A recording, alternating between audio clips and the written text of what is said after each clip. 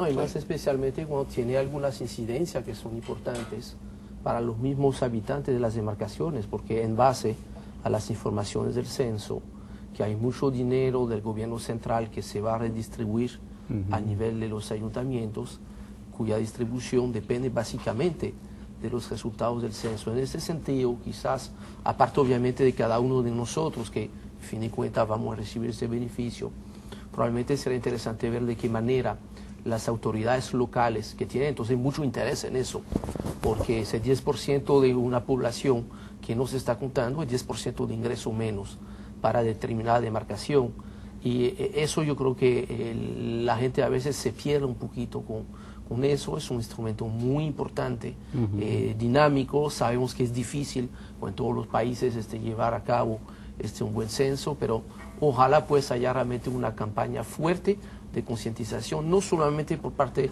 del gobierno central, pero yo creo que hay muchas organizaciones, no solamente las organizaciones políticas, las iglesias, yo creo que pueden estar, yo insisto, no solamente las iglesias, sino las iglesias, la sociedad civil, las asociaciones, los clubes deportivos. O sea, yo creo que hay que hacer ese esfuerzo, porque es cada vez más importante, y yo diría inclusive más a la luz de lo que ha acontecido en el vecino país de Haití. Yo creo que es importante saber cuántos somos, dónde estamos y cuáles son las condiciones de vida, porque a partir de ahí que se puede hacer es una adecuada planificación de la asignación de recursos.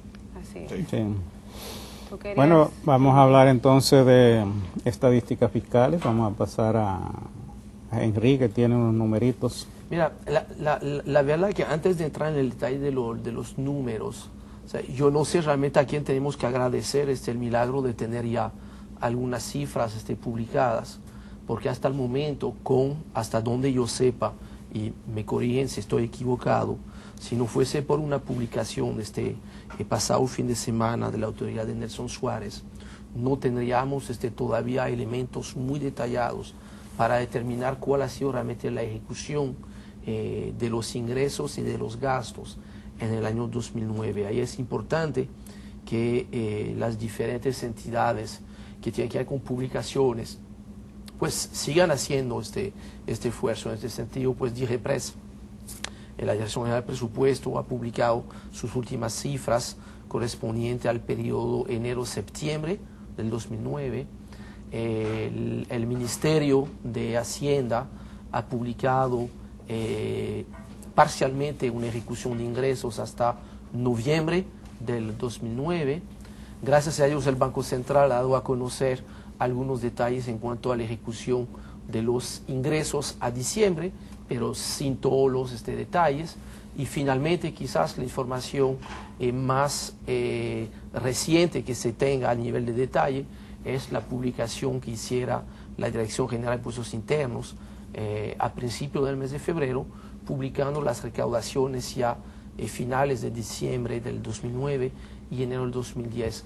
Es tiempo realmente que se ponga a disposición del público esas publicaciones, porque ya estamos observando algunas variaciones versus lo que había en la carta de intención o en los documentos con el Fondo Monetario Internacional, que tenemos que eso ha sido precisamente sujeto de algunas discusiones.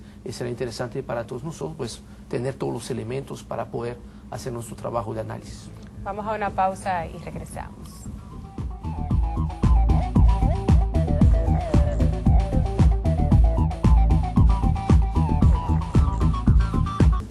Bien, estamos de regreso con su agenda económica del día de hoy. Vamos a hacer un poquito de análisis sobre la situación fiscal del país al cierre del año 2009 y al abrir el año 2010.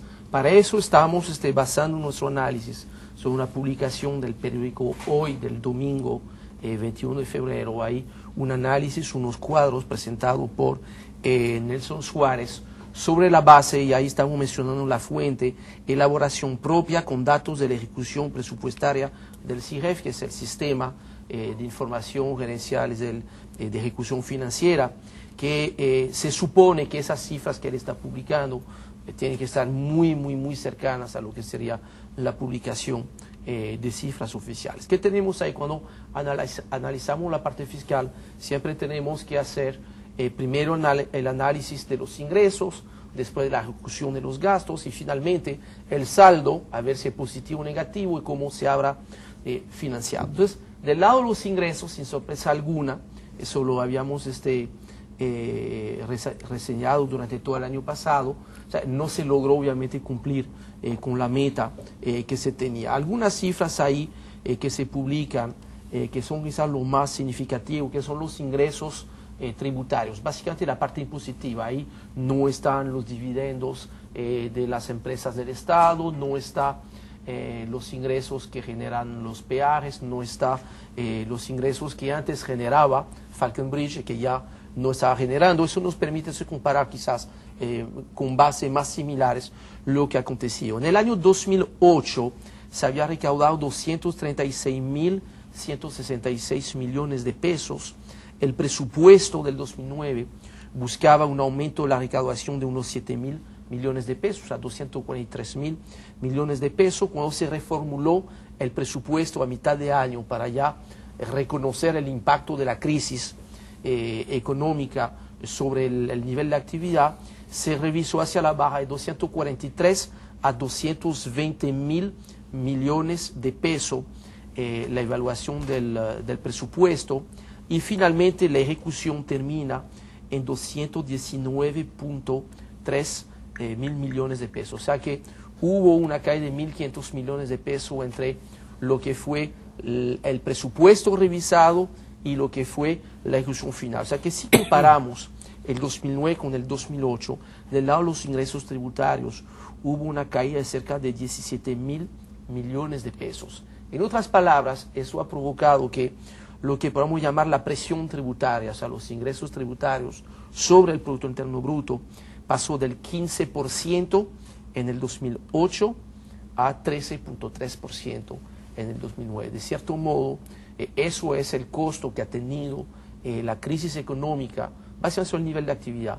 El nivel de actividad, al haber bajado tanto, obviamente, han bajado significativamente las recaudaciones de ITEVIS, un poquito menos las recaudaciones de impuesto a la renta, un poquito más, obviamente, todo lo que tiene que ver con comercio exterior, porque siempre en esas crisis la parte que más sufre es el comercio exterior, y finalmente lo que son los impuestos selectivos, porque tienen que ver con el consumo, tanto los combustibles, por la baja de los precios de los combustibles, como la venta de alcohol, la venta de tabaco, que se ha visto obviamente afectada también por la crisis. Fin de cuentas, ahí vemos que en comparación con lo que estaba contemplado en el acuerdo con el fondo, que tomó como base básicamente lo que era este presupuesto reformulado en 2009, del lado donde los ingresos se quedó un poquito corto, 1.500 millones de pesos, lo cual nos muestra que realmente, como lo habíamos advertido, el hecho de que el dinero del Fondo Monetario Internacional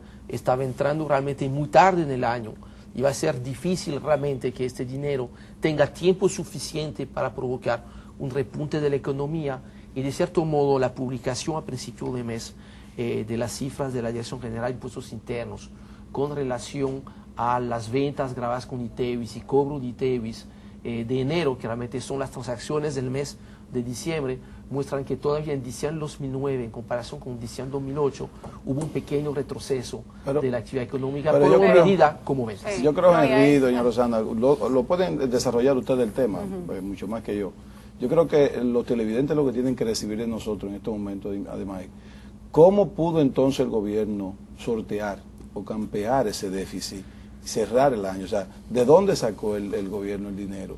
Y si no lo sacó, ¿cómo quedó? Si fue una deuda interna o una deuda externa. O sea, es bueno que nosotros le digamos acá eso. Exacto, que obviamente cuando uno está confrontado a esta situación que es, vamos a decir, muy atípica, porque normalmente, año tras año, en la administración fiscal en la República Dominicana, siempre iban creciendo los ingresos. Inclusive, muy a menudo, los ingresos inclusive superaban la expectativa de ingreso que había en el presupuesto. O sea, que había una forma holgada de manejarse.